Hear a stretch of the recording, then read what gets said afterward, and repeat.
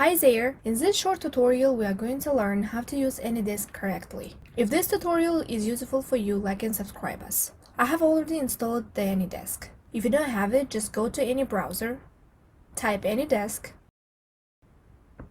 and visit the first site. Click on download and choose your platform. It's after downloaded for Windows. And it's here. In your case, it might ask to install it. Just click on install. So, after installing, you can set a password. This password is needed when you want to control this PC from another PC. For example, I'm currently using this PC at work, but I can control from my home remotely. Insert your password. The same password here. And pay attention to permission profile part.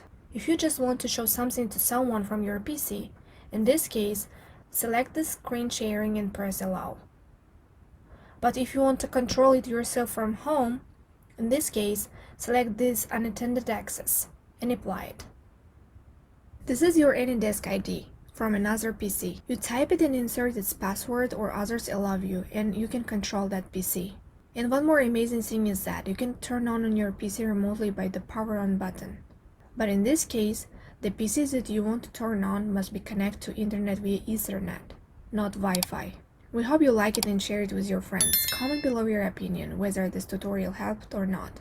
Thank you for watching and supporting us. Ta-ta for now.